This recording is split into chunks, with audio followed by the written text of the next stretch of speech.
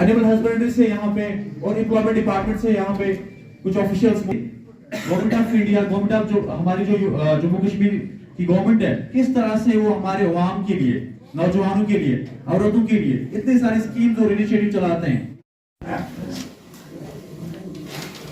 यहाँ पे मुझे नहीं लगता है किसी को पता भी होगा, क्योंकि मेरे एरिया से बहुत सारे केसेस कम है। और तो कि मैंने जब पहले अपने गांवों पे नजर डाली, वहां पे ऐसा कोई बच्चा ही नहीं निकला कि जिसको मैं डिपार्टमेंट के थ्रू स्पॉन्सर करूं। हमारा डिपार्टमेंट, आपको आना है हमारे डिस्ट्रिक्ट चाइल्ड प्रोटेक्शन ऑफिस, हमारा ऑफिस है कानिसपुरा में। अगर आपके ये हमारे टीचर साहबान भी यहाँ पे बैठे हैं, हमारे अभी तक 50 केसेस सैंक्शन थे गवर्नमेंट ऑफ इंडिया की तरफ से। अब रिसेंटली हमारे 200 केसेस सैंक्शन हो गए गवर्नमेंट ऑफ इंडिया की जानिब से। पैसा भी आ गया है, लेकिन एप्लीकेंट्स ही नहीं है हमें। अभी भी 60 कैंडिडेट्स की ये जो कमी पाई गई है लिस्ट में, कि उनको 4000 पर मंथ मिलता है सिर्फ एजुकेशन पर्पस के लिए, लेकिन उसमें एलिजिबिलिटी है। पहले वो है जो डबल ऑर्फन होगा। अगर आपके एरिया में काइंडली, क्योंकि आप बहुत अच्छा काम कर रहे हैं social work, we are proud of you. तो अगर आपके इलाके में भी ऐसे बच्चे हैं जो पहले डबल ऑर्फन है, जिनके दोनों पेरेंट्स नहीं है और उनका कोई सोर्स ऑफ इनकम नहीं है, उनको पर मंथ 4000 मिलेगा एजुकेशन पर्पस के लिए, but they should be below 18 years. हाँ, सेकेंडली अगर सिंगल ऑर्फन होगा, एक पेरेंट नहीं होगा और उनको कोई सोर्स ऑफ इनकम नहीं होगी, इसके लिए इनकम सर्टिफिकेट उनको तहसीलदार से लानी है। That should be below 6000 rupees per month. ये होनी चाहिए डेथ सर्टिफिकेट, राशन कार्ड और उनका बैंक अकाउंट वगैरह।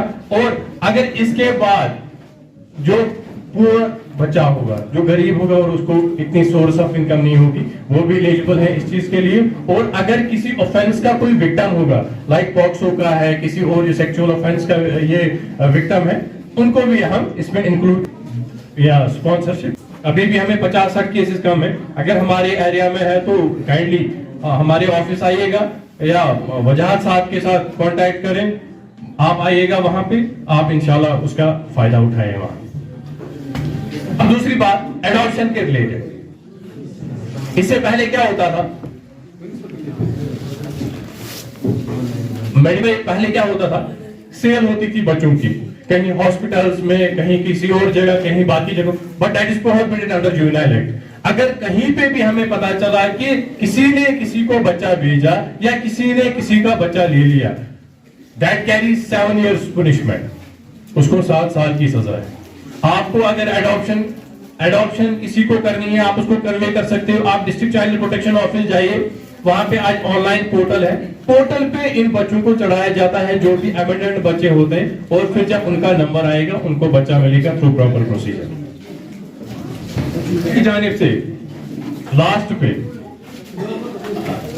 उनको तो पता ही है, यहाँ पे माशाल्लाह बहुत अच्छे सारे रिनाउंड जर्नलिस्ट बैठे हैं, let me for some time. और हम क्या करते हैं वहां पे, कोई बच्चा देखते हैं, उठाई उसकी वीडियो, कोई क्राइम करता है बच्चा, उठाया उसका फोटोग्राफ। आप ये चीज ध्यान में रखें। यहाँ पे वैसे जो सारे जर्नलिस्ट, नाउन जर्नलिस्ट है, इनको पता है, लेकिन मैं ओवरऑल जो बाकी हमारा यहाँ पे सारे लोग बैठे हैं, इनसे भी मैं रिक्वेस्ट करता हूँ, क्योंकि आज हर किसी के पास फोन है। अगर आप कहीं पे ऐसे बच्चे को देखते हैं कि चाइल्ड बेगिंग में इन्वॉल्व है, चाइल्ड मैरिज में इन्वॉल्व है, या ड्रग एडिक्शन में इन्वॉल्व है, जो 18 साल से नीचे है, या किसी बच्चे ने क्राइम कर लिया, आप बिल्कुल उसकी आइडेंटिटी डिस्क्लोज ना कीजिए।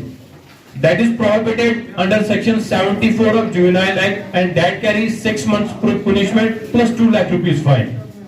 एक तो 6 महीने की जेल है, प्लस 2 लाख रुपीज इसमें फाइन है। जो भी किसी बच्चे की आइडेंटिटी डिस्क्लोज करेगा, कहीं पे इस बच्चे का नाम लेगा, मैं यहाँ पे मेरे जर्नलिस्ट साहबान बैठे हैं, मैं इनसे भी रिक्वेस्ट करता हूँ, जब भी आप किसी ऐसे बच्चे से मिले या कहीं पे ऐसे क्राइम्स होते हैं या कुछ और, आप बिल्कुल उनकी आइडेंटिटी डिस्क्लोज ना करें। उनकी बिल्कुल एक क्योंकि उनका खतरा होता है, उनको खतरा होता है ऐसे बच्चों को, तो उनकी आइडेंटिटी बिल्कुल डिस्क्लोज ना करें। मेरा डिपार्टमेंट 2 बच्चों के साथ काम करता है। एक वो बच्चा होता है 18 साल से नीचे जो कोई क्राइम करता है, कोई भी क्राइम। और दूसरा बच्चा वो जो child in need of care and protection होता है। Need of care and protection में वो बच्चे आते हैं पहले ऑर्फन्स, चाहे सिंगल ऑर्फन हो गया, डबल ऑर्फन। चाइल्ड बैगिंग में जो बच्चे होते हैं, चाइल्ड मैरिज में जो बच्चे आ जाते हैं,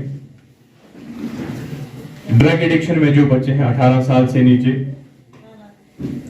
और बहुत सारे ऐसे बच्चे जो अबेंडेंड बच्चे हैं। लाइक अब बहुत सारे इलाकों में आपने देखा होगा कि आज कोई बच्चा पाया गया दरिया के किनारे है, कहीं हॉस्पिटल के डस्टबिन में है, वो बच्चे भी CNCP कहलाते हैं, child in need of care and protection. तो जो बच्चे क्राइम करते हैं 18 साल से नीचे, उनके साथ डील करता है जुवेनाइल जस्टिस बोर्ड। ये हमारी एक स्टैट्यूटरी बॉडी है जहां पे जज साहब बैठते हैं और 2 मेंबर्स बैठते हैं। जो भी बच्चा क्राइम करता है उनको पुलिस ले आती है हमारे पास, फिर बोर्ड को डिसाइड करना पड़ता है कि वो उसको रिलीज करें उसी टाइम। अगर कोई हीनियस ऑफेंस होगा तो हमारा एक जेल नहीं कहेंगे, वो रिहैबिलिटेशन सेंटर है, हरवन में है हमारा रिहैबिलिटेशन सेंटर। जब मैं आ रहा था तो बहुत सारे बच्चे मुझे यहाँ पे मिले, आज बड़े हो गए लेकिन उन्होंने मुझे पहचाना। मैं शायद उनको पहचानने में थोड़ी सी देर कर दी, लेकिन उन्होंने मुझे पहचाना और वो रिहैबिलिटेट होके आज इस प्रोग्राम में बैठे हैं। और मैं इस चीज पे फख्र करता हूं कि वो बच्चे वहां पे हमारे बोर्ड में रिहैबिलिटेट होके आज उन बच्चों ने वो क्राइम वगैरह, स्टोन पेंटिंग सब कुछ छोड़ छाड़ के आज अच्छे शहरी बने हैं वो, और इस मुकाम पे आज इस फंक्शन में बैठे हुए हैं वो बच्चे। तो मकसद क्या है? हमारे साथ पुलिस भी जो होती है वो सिविल में होती है, उनको कहते हैं जुवेनाइल पुलिस यूनिट्स। हर एक डिस्ट्रिक्ट में बने हैं, हर एक पुलिस स्टेशन में हमारा जुवेनाइल वेलफेयर ऑफिसर होता है। क्योंकि जब भी पुलिस हमारे पास आती है तो उनको कोई अलाउ नहीं है यूनिफॉर्म में, वो कितना भी बड़ा ऑफिसर होगा, हमारे ऑफिस में एक पुलिस वाले को यूनिफॉर्म अलाउ नहीं है। मैं वजाद साहब का बहुत शुक्रगुजार हूं कि इन्होंने आज मीडिया को भी यहाँ पे बुलाया है। परसों हमें प्रोग्राम था डाक बंगलों में, लेकिन वहां पे मिसिंग थे ये सारे मीडिया पर्सन। ये भी हमारा एक लाइन डिपार्टमेंट आता है जुवेनाइल एक्ट में, जो हमारे माशाल्लाह यहाँ पे बहुत अच्छे जर्नलिस्ट बैठे।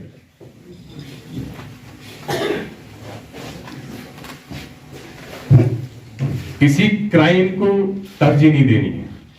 हमारे बच्चे यहां पे बैठे हैं, इनको रिहैबिलिटेट करना है। एक सरकारी मुलाजिम होगी, वो साइड में रखो आप। मैंने आज अपने ऑफिस में लीव रखी, मैंने कहा नहीं, मैं भी नारवाल का हूं। अगर मुझे मेरी वजह से अगर 100% नहीं, अगर 20-30% मेरे नारवाल के लोग मुझे समझेंगे, मेरी बातों को समझेंगे, उनको मेरी बातों से कोई फायदा पहुंचेगा, वो अपने आप को रिहैबिलिटेट कर पाएंगे, तो मेरे लिए ये फख्र की बात है, हम सबों के लिए ये फख्र की बात है।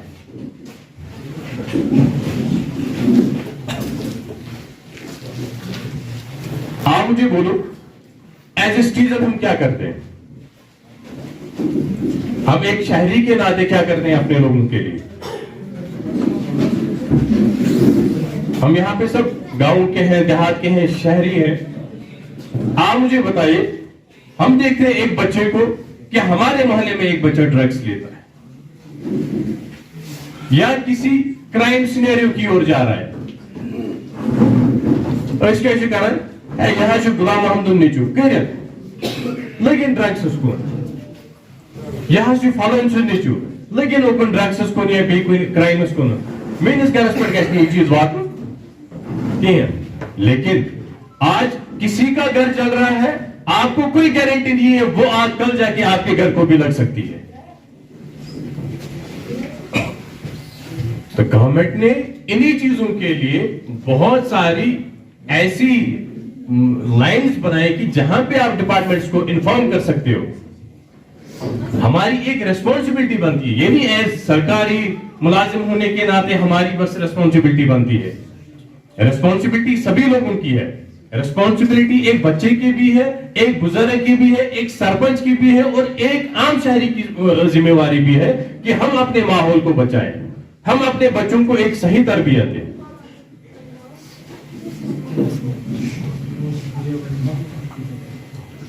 आप यकीन नहीं करोगे, हमारे पास ऐसे बच्चे आते हैं और ऐसे क्राइम्स में मुलविस होते हैं फिर कि इंसान थरथरा जाता है वहां पे।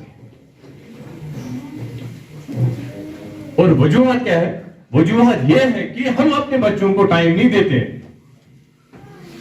हम पैसा कमाने के लिए रात दिन मेहनत करते हैं, लेकिन जिन बच्चों के लिए हम कमाते हैं उन पे हम ध्यान नहीं देते हैं। हम ध्यान देते हैं हम कहां से पैसा कमाए, हम रात दिन मेहनत करें। भाई मेहनत करनी है, आपको पैसा कमाना है, लेकिन आप किस चीज के लिए पैसा कमा रहे हो? आप अपने बच्चों के लिए पैसा कमा रहे हो, लेकिन आपके बच्चे किसी और चीज में मुलविस हो रहे हैं। आप अपने बच्चों को टाइम नहीं दो। हमें ट्रेनिंग में पहले बताया जाता है कि आप बच्चों के साथ बैठो, आप बच्चों को टाइम दे दो। अगर हमारे बच्चे आज किसी और राह की ओर जा रहे, वो पहले पेरेंटल नेग्लिजेंस है। पेरेंटल नेग्लिजेंस कैसे? मां बाप निकलता है, बच्चे को छोड़ता है, टाइम भी नहीं मिलता। आपने रिसेंटली देखी होगी वो एनिमल फिल्म, ऑलमोस्ट सबों ने देखी होगी। अगर उसमें देखेंगे कि उसमें अहम सबक क्या है, सबक यही है उसमें कि उसको पैसा बहुत ज्यादा होता है, बाप का पैसा, बड़ा अमीर बच्चा होता है वो, लेकिन उसको कमी किस चीज की रहती है? वो होती है शफकत की, प्यार की। उसको बाप टाइम नहीं देता होता है, क्योंकि बाप सिर्फ पैसा ये ना कमाने के लिए होता है, वो बस फैक्ट्रीज में, इंडस्ट्रीज में, बाकी चीजें, लेकिन बच्चे को टाइम नहीं। ये जो मुलाकात लिखी है यहाँ पे, जिसपे आज प्रोग्राम है, यहाँ पे मैं इस मुलाकात पे आपको एक सेंसिटिव इश्यूज आपके साथ डिस्कस करूंगा। यहाँ पे मेरे पास बहुत सारे पेरेंट्स आए जिन बच्चों ने क्राइम किया था, उनके पेरेंट्स मेरे पास आ गए। कहा जनाब आप यकीन मानो, हमें अपने बच्चों के साथ 1 हफ्ते के बाद मुलाकात होती है घर। रोज बच्चा भी वही होता है, पेरेंट्स भी घर पे ही होती हैं, लेकिन मुलाकात नहीं होती। मुलाकात क्यों नहीं होती है?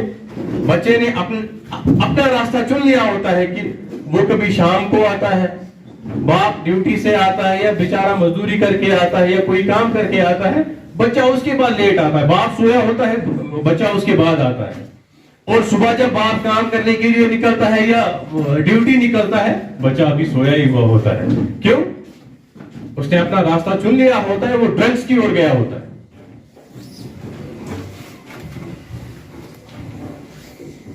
मैंने रिसेंटली एक बच्चे को 4-5 एफआईआर लगे थे चोरी में। वो बेसिकली ड्रग एडिक्ट था। नाम हम डिस्क्लोज नहीं कर सकते हैं क्योंकि that's prohibited in juvenile justice act. Recently उसकी फाइल 2-3 बार उठी तो वो आया नहीं था, तो प्रोटेक्शन ऑर्डर्स इशू हो गए। अब रिसेंटली जब पुलिस ने उसको लाया, मैंने कहा ये केस आपको कब खत्म हो जाएंगे? फिर उनकी वो रिहेबिलिटेट हो गया, आज ड्रग्स नहीं लेता है वो।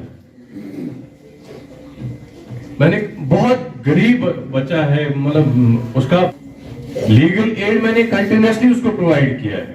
जिस टाइम भी उसका एफआईआर लगा, उस टाइम मैंने उसको लीगल एड दिया है, फ्री लीगल एड, उसका लॉयर फ्री, उसकी एप्लीकेशंस फ्री, उसका सब कुछ फ्री। मैंने उसको कहा 2-3 हियरिंग्स पे आप क्यों नहीं आए? 2-3 हियरिंग्स मीन्स 4-5 महीने आपको लॉस हो गए। कहा सर बहुत बीमार। लेकिन मैंने उसकी हालत देखी थोड़ी सी, मतलब वो फेल कंडीशन में हुआ था। मैंने कहा अभी ड्रग्स लेते हो? कहा जनाब बिल्कुल नहीं लेता हूं। मैंने कहा फिर क्या? कहा सर ड्रग्स से तबाह कर दिया, दोनों किडनियां खराब हो गई हैं। ये हमारा माशरा है। अब देखो उस बेचारी की कंडीशन क्या है, दोनों किडनियां खराब हो गई। छोटा बच्चा है, आज 19 साल का हुआ है, आज 19 साल का हुआ है। अब उसको ये तमन्ना ही नहीं है बेचारा अब केस डिस्पोज ऑफ हो जाए, अब केस कहां जाए कहां नहीं, जब हेल्थ कंडीशन ही ऐसी नहीं रही। ये चीजें हो रही है हमारे माशरे में। एक बात लास्ट ईयर की बात है, एक दो साल पहले। मैं एग्जाम्पल्स आपको इसलिए देता हूं कि एग्जाम्पल से समझ आता है कि हम किस माशरे में रह रहे हैं और कहां की ओर हम जा रहे हैं। चलो, ऑफिसर ने एक बच्चे को मेरे पास लाया, जुलाई का महीना है ऑलमोस्ट।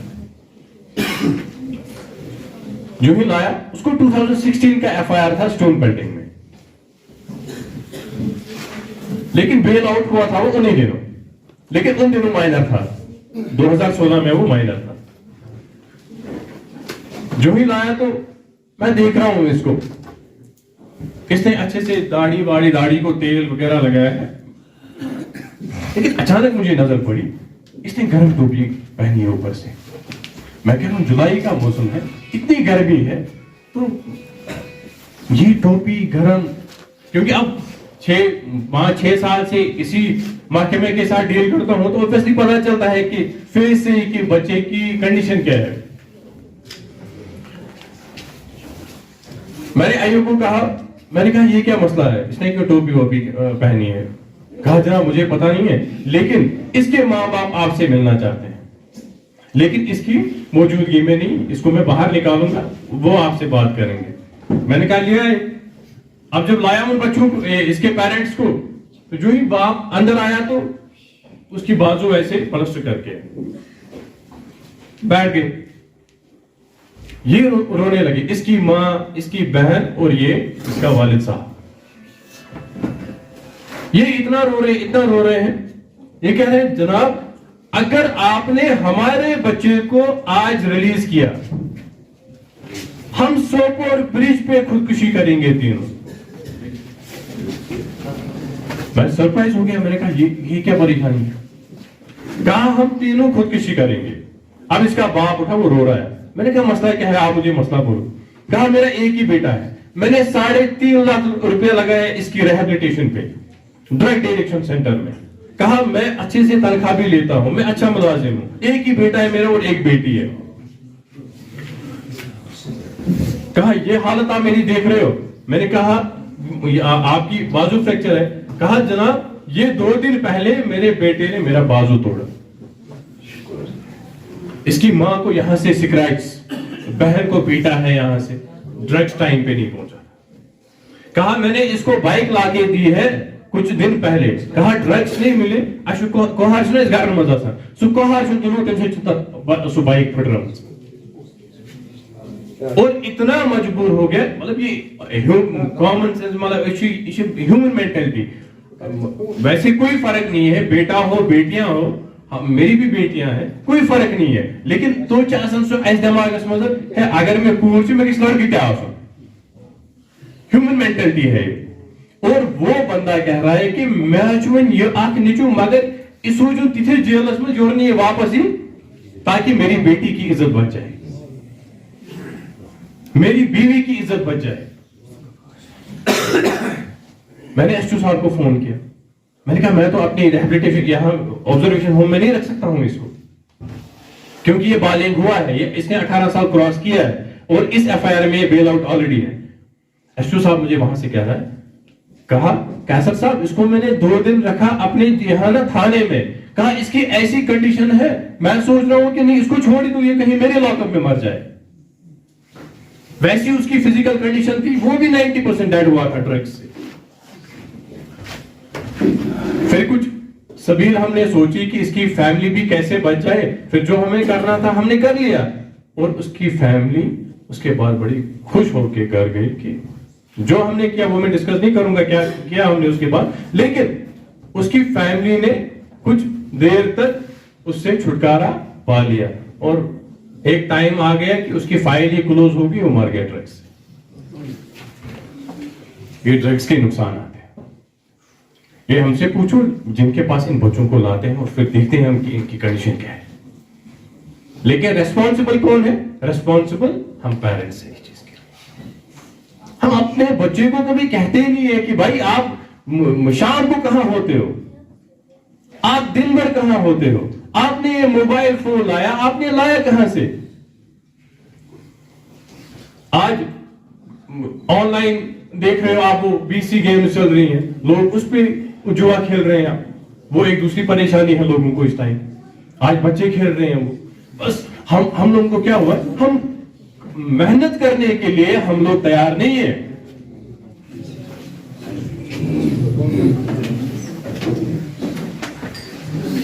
इस पे अल्लामा इकबाल का एक शेर यहां पे अर्ज करूंगा।